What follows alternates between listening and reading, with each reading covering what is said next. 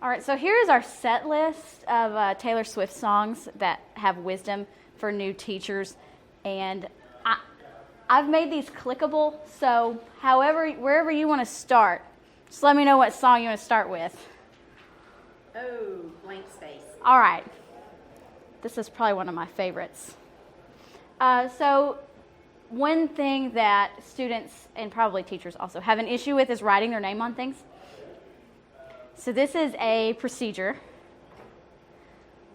The problem would be that the forgetting is an issue. So what are some possible solutions that you've used or that you've seen used or have had used on you for forgetting? Yes. How is that addressed? Well, I've seen things that don't work. All right. Like What are some things like taking points off if they forget to put their name on their paper? All right, I'm going to write that down. These are some things that do not work.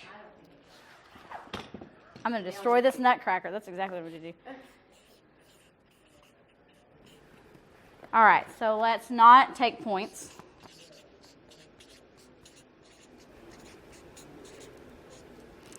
Why do you? Oh, yeah. Why are these not useful? Why do you think? Why would these? Well, because I think that most of the time kids want to please, so if they didn't put their name on the paper, it's not because they're intentionally trying to do the wrong thing. I mean, Yeah, so as opposed to like a negative behavior like slapping a kid, that's like you chose to do that versus I forgot to just put my name on it. I did the whole thing, but I forgot to put my name on it. All right. You use a no-name board? that might be. Then they can go find it. Yeah. If they don't have it, they have to locate. I'm not going to do the work on the paper. Oh, I like But that. if they can, in the no-name board is close to the entrance to the room. So it's very I visible. have to walk past it to get in the room. And if they see their paper up there, then they climb and turn back in. Oh, that's good. I like that. Yes. Anything else? I did have, my 5th grade teacher was a teacher who would throw things into the garbage with you. It's not a pleasant experience to see your work thrown in the garbage. No. All right. If it's a test, I put it up on the document camera before they leave the room. Right. At the end of class, if I have more than one no name. Because I need that name immediately.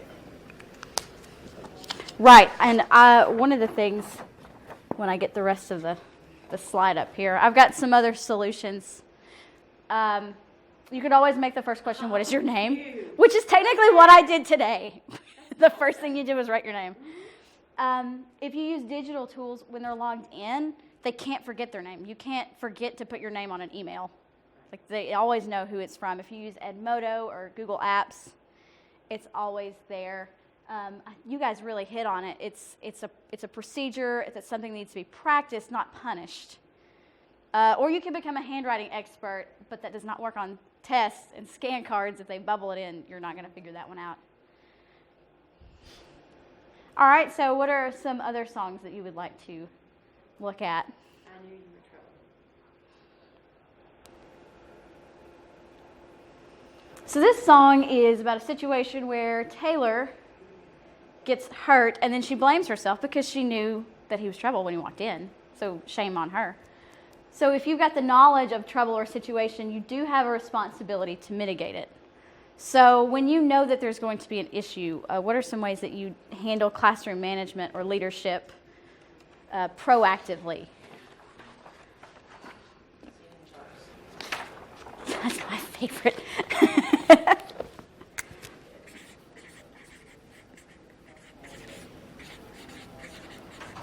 I think you need to design things so that the child experiences success. For example, if you know it's a child that can't sit still for long periods of time, if you design things for that child so that they can get up and move around and not have to be seated for a long period of time. Yeah, I like that. What will allow a child to be successful?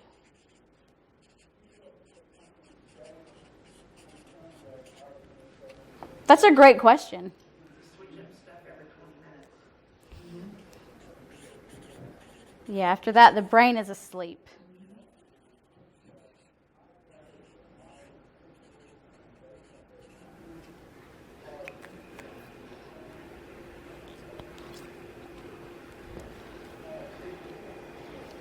So I like to look at classroom management and leadership. It's really leadership. I don't really like the term classroom management because you're not managing, you're not making them do anything. It's about relationships with students. And I like the question, what will cause this child to be successful? What can I do that will allow this child to experience success? But then also the rules and consequences, like a seating chart. It's a very specific situation that you've designed for their success. And then motivating students.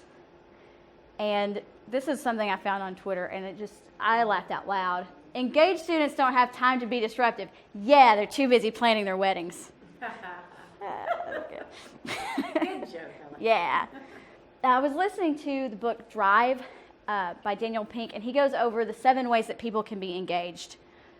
Challenge them, engage their curiosity, let them have control or some sort of control. Engage them in a fantasy, which is like goal setting. They can visualize themselves doing something. Cooperation, competition, and recognition. And when I really thought about these, it really boils down to personalization. Because if you think about it, the things that challenge you won't necessarily challenge someone else. The things that you're curious about aren't the same things that others are curious about. So it's about getting to students on a personal level and how can they view the content or view the coursework or view the situation to benefit themselves. Some don'ts. Don't argue, don't lecture, don't lie or give false praise. One of the most interesting things I saw thinking about the child's success is praising them for things like, good job, you made it to your seat today. Well, for a kindergartner, that might be a really appropriate praise, but for like a high schooler, you should be able to do that. That's not above and beyond the expectations of a normal high schooler. Don't hold grudges every day, and this is difficult. Every day should be a clean slate. And that's really hard for that one kid that just every day. But if you hold a grudge, you'll find yourself not setting that child up for success. You will trap the child or create situations where you know they won't be successful. So don't hold a grudge, don't lose your cool, and don't ignore misbehavior. Keeping the peace between a student is not worth losing the rest of the class or the rest of the year. So that is Taylor's advice there.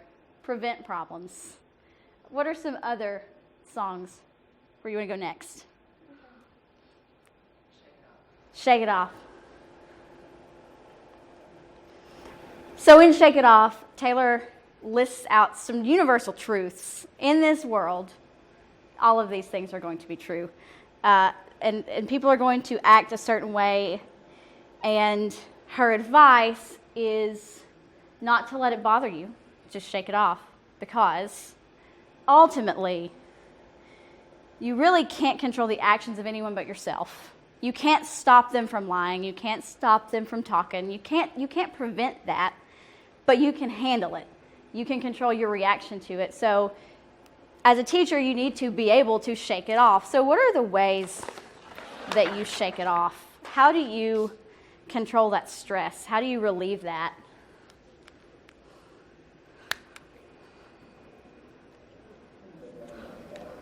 We don't talk about this often enough. We really don't.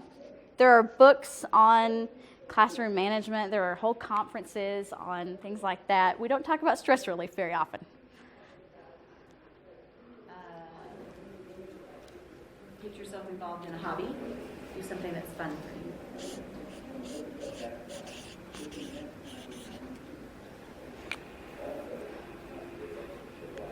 How do you relieve stress, Audrey? Well, the first thing that came to mind, and this is kind of funny, so I play group team trivia games, and there was a group of teachers when one night. It made me think of our social media webinar about things not appropriate to post. Luckily, they did not post this, but their team name was "Your children are the reason us teachers drink." I thought that was very funny. And had a conversation with them. I'm like, you're not putting that on Twitter, right? They're like, oh no. But just that not that I'm promoting alcoholism, but Go out and have a drink. Socialization. That's a great way to put that. social activities, and especially when you spend your entire day with children, have adult interactions, and just remove yourself from that environment. That is so important. Or you will end up talking to your family like they are children. Yeah. Don't use your teacher voice on me, Samantha. All right, so hobbies, social activities. I'm going to put it up here. This is not one I obviously do, but exercise is a good stress reliever. I saw you and I thought you were going to say running. Oh, yes. Yeah, not me. I should, but I don't. Oh, yeah, yoga. Sort of meditation, that sort of calming. I know that baths are very popular. It's more like sensory deprivation. Massage. Oh, yeah, and there's a masseuse here. I know. Yes, okay. Just go into a room, turn the lights off, and just quiet. So the opposite of a school day. I don't vent. Venting just works you up. I think so too. Mm-hmm. Don't vent. Don't vent. Yeah, complaining, it feels good. It feels like you're doing something, but nothing is happening. It's not getting better. And don't go to teacher's lounge. Sometimes the dumps are more important than the do's. Yes. And especially don't combine those two. Don't vent. Yes. And I had a thing with our team. Whenever one of us would complain, we would kind of help each other out. We would say, "Shields up!" Like, I'm not going to listen to you complain. We're not gonna be negative here. And so when someone would start complaining, we would just go this, and that was their signal. You're just whining. You're complaining. You're not really solving this problem. And don't write an email while you're still upset. Especially to a parent. And have a buddy who will read your email with a filter and help you rewrite it for the correct way to send it.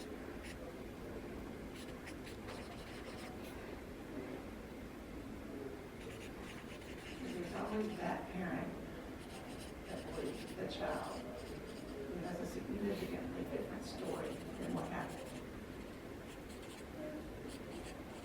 Have someone read I should say, another teacher or principal. A third party, yeah, the way it sounds in your head is not necessarily the way that someone else is going to read it when you get down. Yeah. Context in email. Yeah. Have a teammate read your communication to parents. Even just the very basic, the counting to 10, to just be Yeah. stepping back and it's in the middle of a class. Mm-hmm. Take a few minutes to bring it down. And sometimes it's hard because we want to answer right away. This is urgent. But it's probably not as urgent as you think it is. The parent or the other party probably doesn't really expect for you to respond right then. Sometimes they do. But not everyone, when an email is sent, they know that it may take time to get to you. So just because you read an email at a certain time doesn't mean you have to answer it. You can give that some time, and you probably should, because there have been situations where a parent emailed me, and then by the time I got back to them at the end of the school day, they had completely changed. They had thought it through more, and they regretted whatever they said, or they were more worked up because they had really thought about it. So the situation might change by the time you get to it.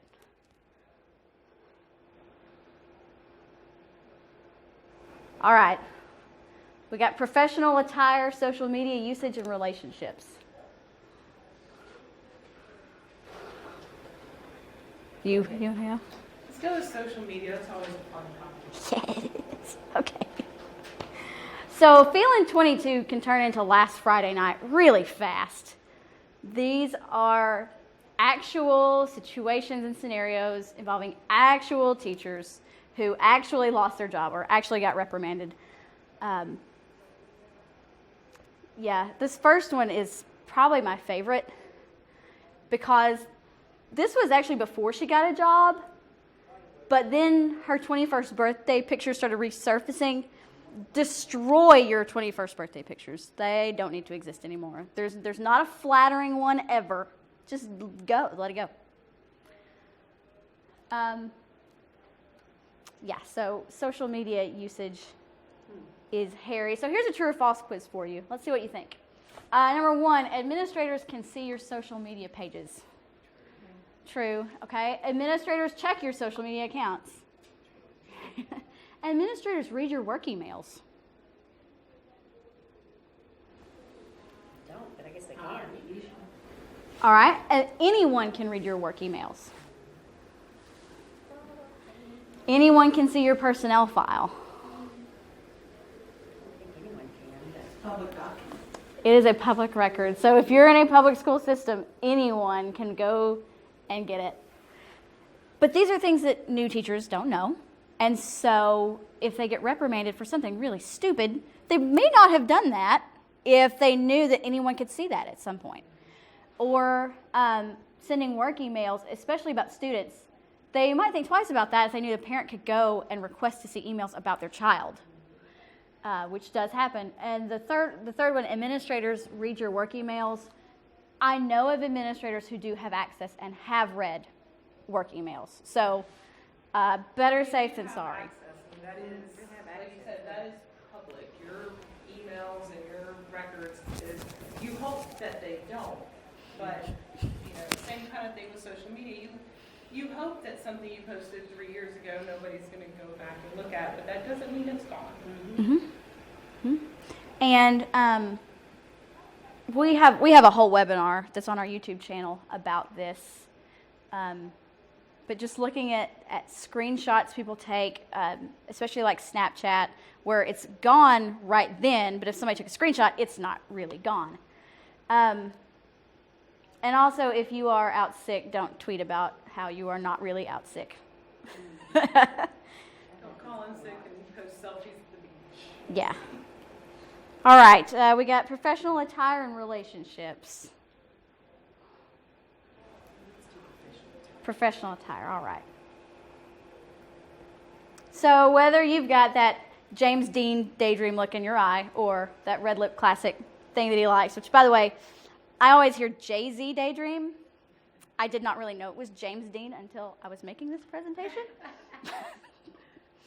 Professional dress, it really depends on your duties and the school and county dress code. So while this teacher would probably not look in place in a high school business classroom, he would be really uncomfortable doing PE with kindergartners and getting on the floor and running around. So it is situational. But let's look at some situations. Let's play a game called Yes, No, Maybe. So, what are your thoughts? Yes, no, maybe. Number 1 is a no. Why is number 1 a no? What are they actually doing wrong? Too low, too short. Yeah. Too low, too short. So if it were a higher cut and then lower cut, this could be okay. So that could be fixed. Okay. What about number 2? It's too small. It's too small. It is. Now, yes, you do not want your appearance to be that slovenly. Now, that's probably, I'm guessing that's a collared shirt. That's what that looks like to me. And those are probably khaki pants. So I'm thinking with an appropriately sized shirt and appropriately sized pants and a belt, that could be professional attire. How about number 3?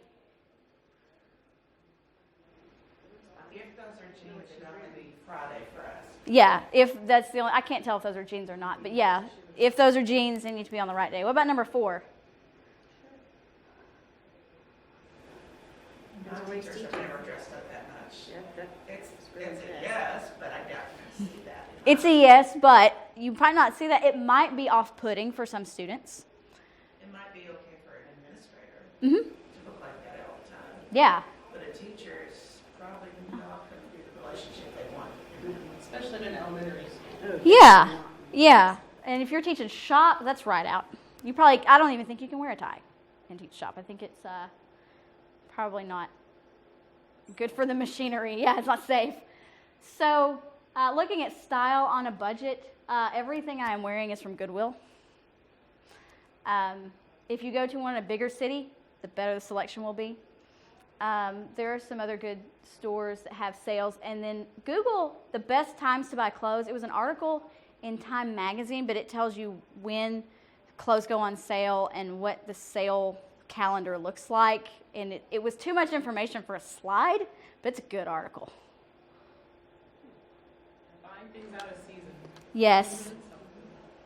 And thrift stores, just in general. I mean, Goodwill is basically a thrift store. but Yeah. Yeah, I don't buy shoes at department stores.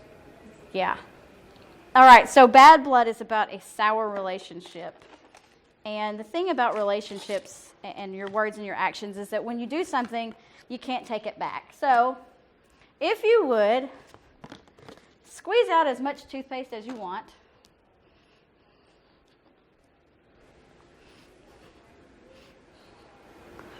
If you can. Brand new toothpaste. That's why we got the little one. If you need more, I have extra. What are we going to do with this? Try to put it back in. You're going to try to put it back in the tube. I knew it. Okay, Oh, I got some. so somehow,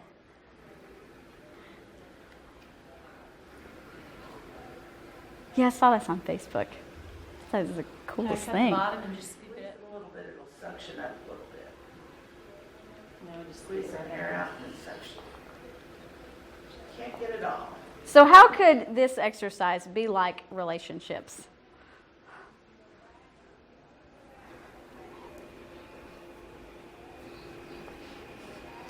I think once you damage it, it's hard to fix it. Once you damage it, it's hard to fix it. There is a reminder of the damage left. There's a reminder of the damage left. Your plate is not clean. Even if you get it all there, it's not really all there. Almost got it. My mom wrote something in the autograph book a really long time ago. It's like friendship is like a china cup, delicate and rare. When broken, it can be mended, but the scar is always there. Something they used to write in their autograph books. But it goes back a really long time. I like that. I do too.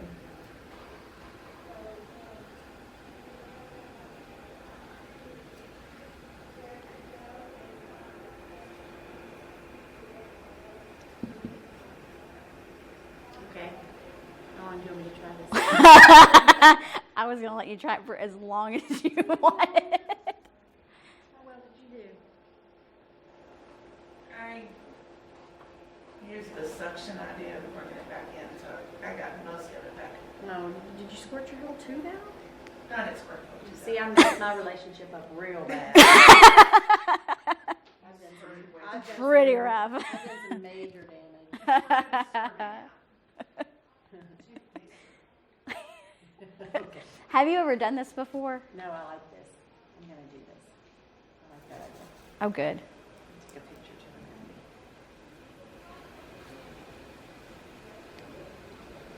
Just don't forget to hashtag it. There you go.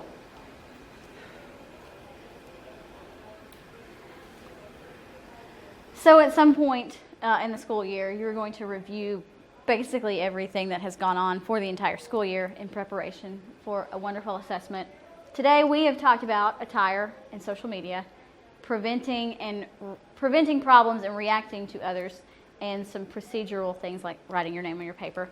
So I want you to think about what 3 actions you can take to be a professional with strong, respectful relationships Who enforces rules and procedures consistently and fairly. And you can answer this on your nameplate because your name's already on it.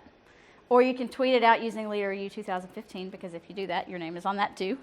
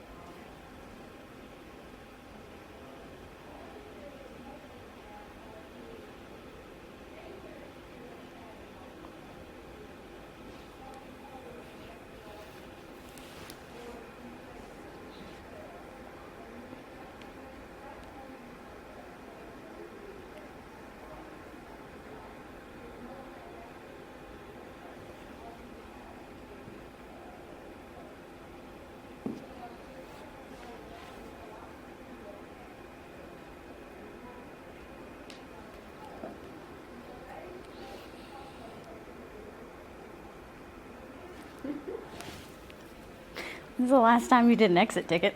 It's been a while. Oh, I like those. Those are good. Oh, yay! Yes! Yeah. I like that. That's a good way to put that.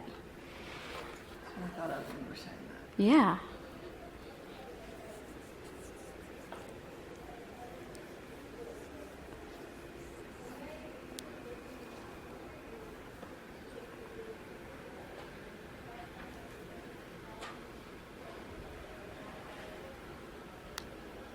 So because we have plenty of time, we're going to share these. All right. So would you mind sharing yours? Think before speaking, plan conversations, put myself in the other's shoes before reacting.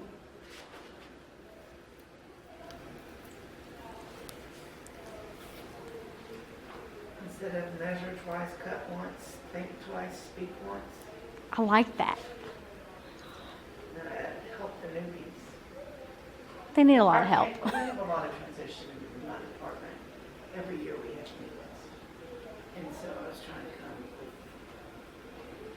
ideas to help them. That's awesome. I think this would be really good. Mm-hmm. Yeah, new teachers need a lot of help. I know I did.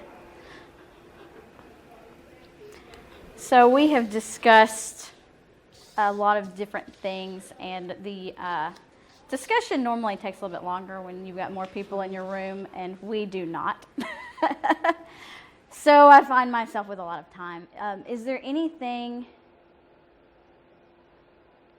Let's see if I can pick a slide. Let's go back to the list.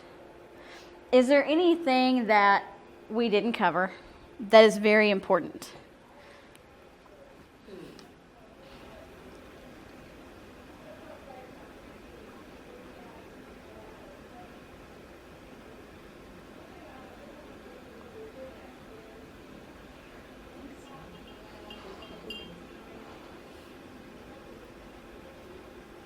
All right, now think like a new teacher would think.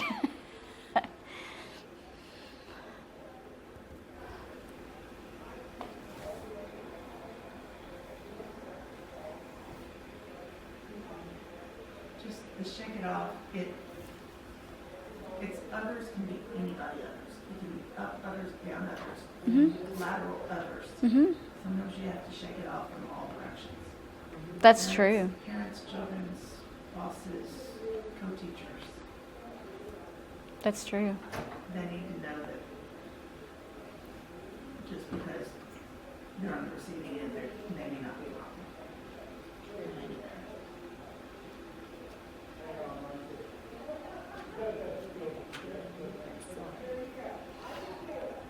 There's an awful lot of them that are quitting. Mm-hmm. So tenacity to make them do this, I'm trying to.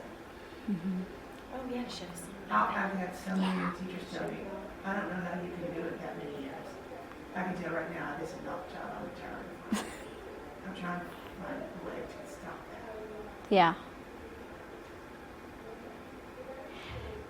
I read,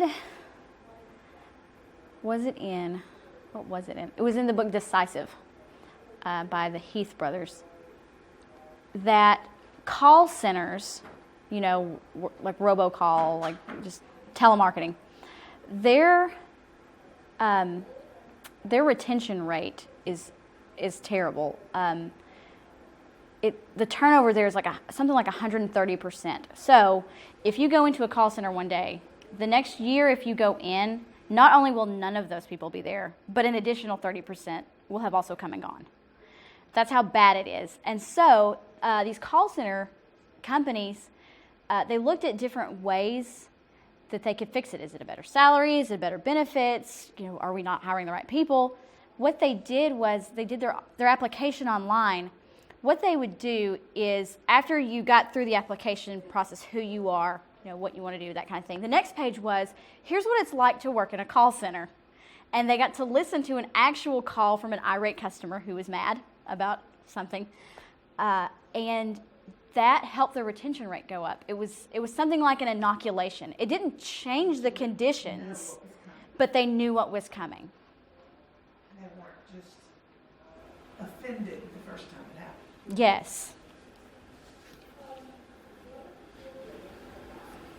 And I think, I've said colleges of ed are really good at letting you know how to do the part of the job that involves the knowledge. They teach you strategies, but they don't help you with relationships. I was not prepared for the first time I had to tell a parent your child is failing and he really does not know how to read. And I don't know why he's in 6th grade, because he doesn't know how to read. That conversation, I don't know where the ball was dropped and why he doesn't know this, but it was before me, and now here we are. You don't know how to deal with that. You don't know how to deal with a kid whose parent dies in the middle of the school year. They don't teach you that. And so I think we've got to do a better job. And I thank you, Linda, for helping your new teachers. I also think it's important for teachers to talk to each other, because I know on Twitter, they need teacher chat or, 21st century chat for new teachers. I mean, a lot of teachers, even in their own school, they don't take time to talk to other teachers and mentor them and saying, hey, look, I know you're a new teacher. These are some of my experiences, and, this is how you can, cope or deal or whatever it is, the situation. Because every school is different, and I understand what you're saying, you wasn't taught that in college, but then because every school is different, they might teach you something in college that doesn't apply to your school. Mm-hmm. And then you get to that new job thinking, hey, this is the way that it needs to be done, and now you're going against the grain. So that's why I say it also takes time, it takes effort from the part of students and teachers that are actually there at that school already to mentor other teachers and the new teachers. And, I think that will go a long ways towards, like she said, keeping teachers in the profession, because you sure didn't become a teacher for the money. It's a labor of love. If you thought you was going to be rich, I guess you're in the wrong profession. My mentor, my first year, went on leave the 2nd week of school and had resigned by the 4th week of school. So that is my experience with a mentor. Now, our team leader took the charge, and she made sure that everything got done. Yeah. So that was your real mentor? That was my real mentor. But I like the way the Army does mentorship. It's not a forced, all right, you're a 4th grade teacher, we have a new 4th grade teacher, so you're going to mentor the new 4th grade teacher. It's more real. We have a thing that is called train the trainer. And this really applies to anything, no matter if you're a teacher or whatever you're doing in life. Because if you're somebody that comes into a group, where you don't know anybody, you gotta have somebody to teach you the ropes. And that's basically what we did, I did when I was in the service. We try to kind of pass along. It's like, hey, I pay my dues and I'm gonna pass along what I know so others can be better. And if more teachers did that for other teachers, I'm thinking that a lot more teachers will stay in the profession, because they will think, hey, somebody got my back. You know, no matter what, or no matter how bad, or how, you know, really terrible I'm struggling today, you know you're going to have somebody that you can go back to and say, hey, look, I'm really having a terrible time with these kids, or how will you handle this situation? Because that's not in the textbook. That's not something that I think you can teach in college. They can show you a lot of videos and situational experiences and things like that, but real life scenarios of you going through it, what actually happened in your classroom or at your school, that's actually what's going to make you a better teacher. And also, your heart has to be on it. Because I'm also a believer that a lot of teachers are in the teaching profession for the wrong reasons. They become teachers, and I went to a conference one time, and the guy that was giving the talk, he was a teacher himself, and he's like, well, a lot of teachers become teachers because that was the easiest thing they thought that they could get a degree on, not knowing that it was going to be one of the most difficult things that they will do in their whole life. Because I'm not a teacher. I teach teachers technology, and you know this from what I do, but I couldn't have the patience, for example, to deal with my 10-year-old, you know, running and ranting and raving all day in the classroom. He doesn't do no. You see what I'm saying? So Less times 20. exactly. So it takes a special kind of individual to do that. And I'm kind of sad that you only had like 1, 2, 3 people in your session, because this is something that a lot of teachers need to hear. It's something that needs to be said, and people need to talk about it. So. Well, my session's kind of interesting in that the people who I really need to see, this is a Saturday, it costs money. If they're new, they're not staying at the Marriott on a Friday night, you know. But I've got some awesome people who are going to take this back to their district and make new teachers watch this video when it gets put on YouTube. Well, that, you just hit it in the head right there, because that's also part of the culture, like Senator Green was saying this morning. In order for you to build something, you build it from the ground up. But it starts with your leaders at the top. If your leaders are not, I'm not saying enforcing because you guys are not in the military, but I'm saying if you guys are not enforcing and fostering the things and the kind of relationships that you want to build within your school systems, you're not going to develop that culture of excellence where everybody's going to feel proud of, hey, you know, I'm at a great school. Like when I was in Dr. Witt's social media presentation, he's like, how are you going to let somebody tell your story? Tell your story about your school, what your school is all about. Don't let somebody else tell that story and be proud. So your students at the end of the day, they're going to be proud. They're going to be your biggest cheerleaders. They're going to be like, yeah, I'm in school so and so. Even if you're like the worst school, as long as they think they're in the best school, they got a chance. Because that's what's going to make them successful. Because they know that you care about them and you got confidence that they can achieve everything that they can through their potential. So, I'm sorry. That was great input. We had, if you had been in here earlier, you would have known that we had several discussions planned, but we're all really good at nailing things down the head. So we did our discussions really fast. We talked about everything. We've actually solved all of the education problems in Tennessee early. Solve them all. Right here. Yeah. That's our solution. Oh, yes. The toothpaste. Once you squeeze it out, you can't put it back in. There you go. Mm-hmm. There you go. So it is 2:12. The session officially ends at 2:30. But I will entertain dismissal early. Thank you. You're very welcome. Please take, you can take both of those. What? Both of those. Oh, thank you. You're welcome. Oh, I love this. You're so sweet. I'm really glad that real teachers are getting that, because I don't know. You're the best teacher. You've never taught before. You're the best teacher. You should take this and put this in your classroom so your students think that you're the best teacher. Yeah. Well, I just kind of had an idea while I was sitting Yeah. here looking at this. I thought I would put like a teacher's name on it and like pass it around and give, at some point during the year, every teacher will have had this That is a sitting great on, like, Yeah. they're going to come in on Monday and I'm gonna set this on their desk. That is a great And I might idea. even give a little sticky note that tells why you're the best teacher. You know, I may write them a little personal note that tells them why they're the best teacher. And make Actually, sure And they then pass it around. Yeah. We do something similar like that in the Army. Like Senator Green was saying this morning, we all about, giving awards and, kind of praising good deeds and efforts, because that actually, not only, it promotes two things. It promotes rivalry between your teachers, because they're going to be like, hey, why didn't you get that this week? You know what I mean? And it's going to help people to kind of step up to the next level. They're going to say, well, what am I doing that I haven't got that? That's just human nature. Yeah, exactly. So it's going to help them to say, hey, I need to step on my game so I can get that. So that is a good thing. It's a really good thing. It works just by the simple nature that people is competitive.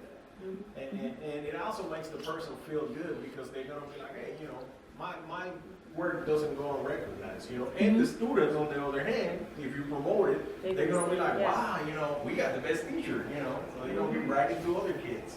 I like that. I'm gonna use your toothpaste idea. Yeah.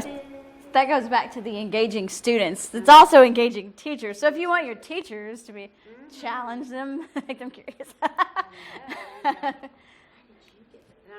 think I might need to stick it in an envelope and have it sealed on why they're the best teacher. And it's gonna say like, your personal note.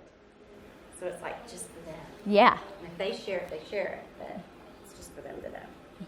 I'm always doing little silly stuff like that. At Thanksgiving, I went in every classroom and I had these little postcards made that say, I'm thankful for you because, and then I hand wrote something to every person that works in my building.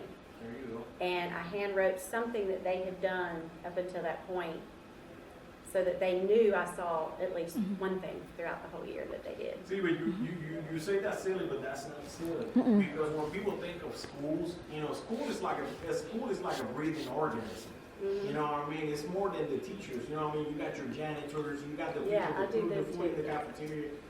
If none of that things are going on, you know what I mean? The school doesn't work right. You know what I mean? So that's why, as a leader, if you're in that admin position, if you praise, regardless of who it is, your janitor, the person that cut the grass, the person that's cooking the breakfast or whatever, that lets them know that you care about them just as much as the next. And that builds a team. The team fosters a community where everybody's looking out for each other, and that makes your school a lot better. You know what I mean? So that's why the Army works. Because that's the kind of thing that they drill into your head from day one. We're a team, and there's no I in team. They also tell you that, and that's, people just gotta let go of their egos. It's like, yeah, I'm the principal. Okay, you're the principal, Yeah. but if people is gonna respect you just because of your title, then you don't deserve my respect. I'd rather respect you as a person and feel like you're part of something bigger because you care about me and I care about you.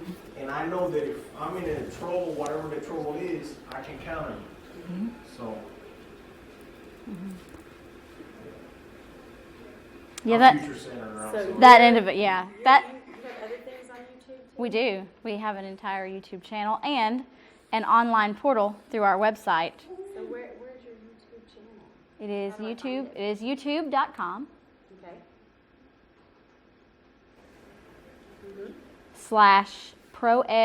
And if you go to our website, there's all of our social media links are there at the top. So you go to our Facebook page or YouTube. Okay, so all Yeah. this is on there. Yeah. On the ProEd Mm-hmm. TN. Is that all one word?